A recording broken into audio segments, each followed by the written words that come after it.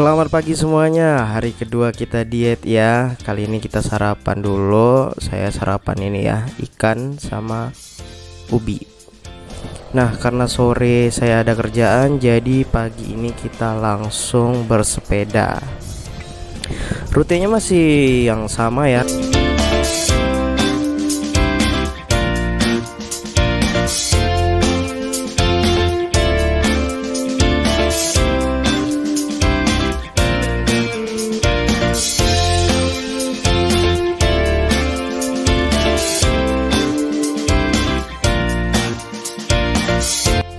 Jumpa lagi, ini hari kedua. Rute bersepedanya masih tetap sama seperti yang kemarin. Hari ini kita akan membahas beberapa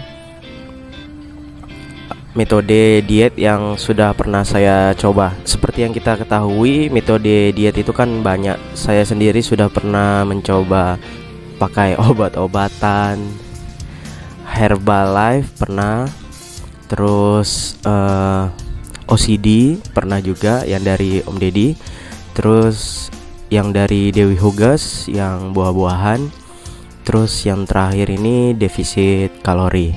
Pertama dulu dari obat-obatan. Kalau obat-obatan tuh gila sih, pengennya instan.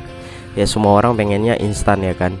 Nggak mungkin lah enggak gitu. Pengennya sekali langsung tuh kurus gitu ya. Nggak bisa lah gitu, pasti ada yang dikorbanin.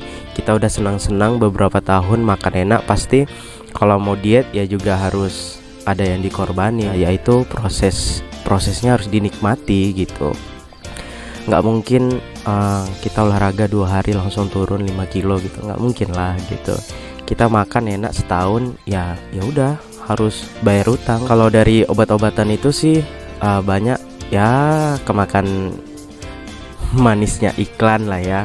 Uang habis, mulai dari protein untuk gym, yang obat-obat kurus lah, segala macam lah. Minum obat kayak gitu tuh saya rasa nggak efektif ya. Lagian pun sayang uangnya gitu. Jadi teman-teman kalau misalnya ada yang melihat video ini dan mau diet, saya saranin jangan pakai yang obat-obatan lah. Kita yang alami-alami aja gitu. Oke?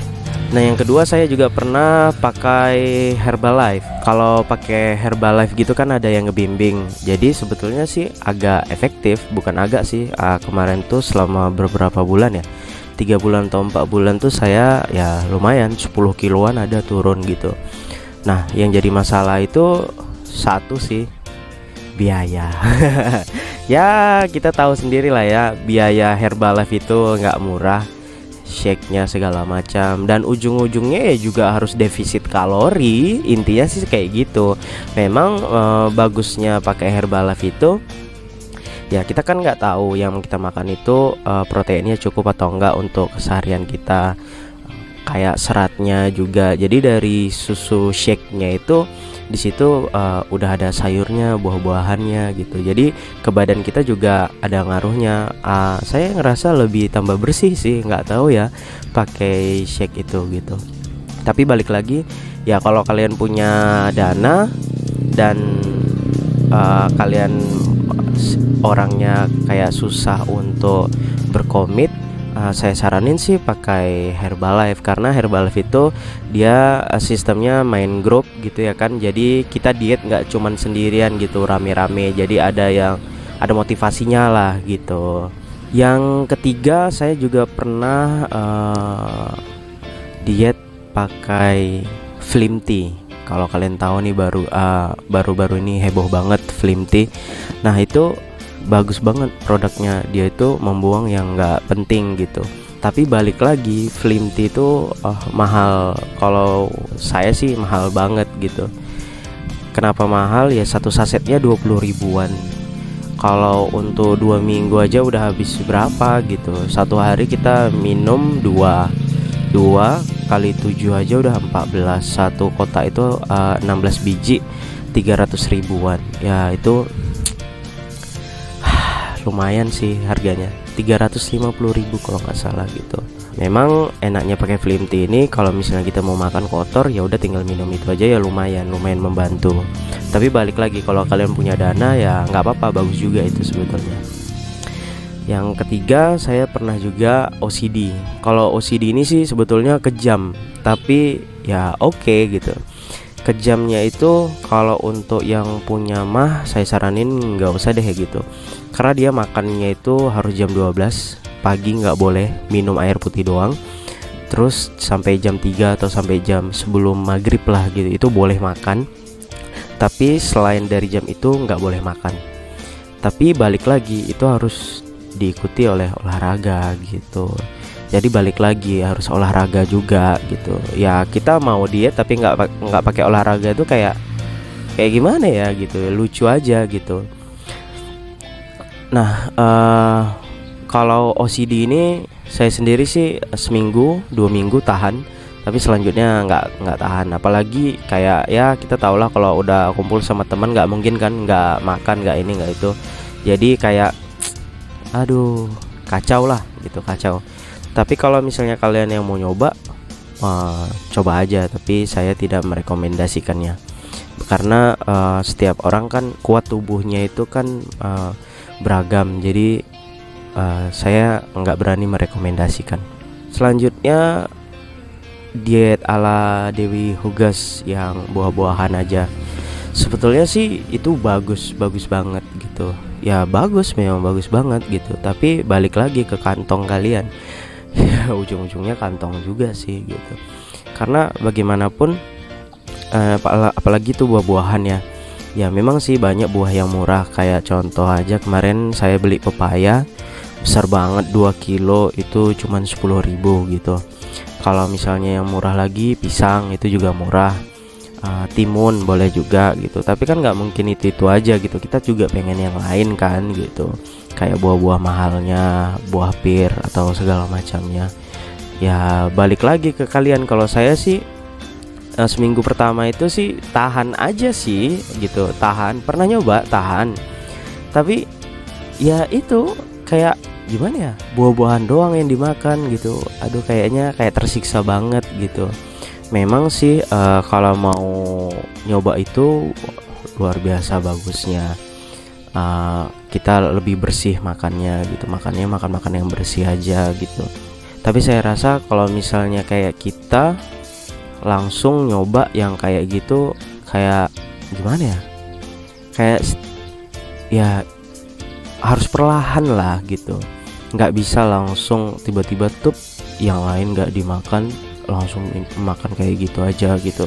Tapi kalau misalnya kalian yang punya keinginan tinggi ya pengen nyoba, nggak masalah juga sih, bagus kok, sebetulnya bagus. Nah yang terakhir defisit kalori yang sudah kita bahas kemarin gitu.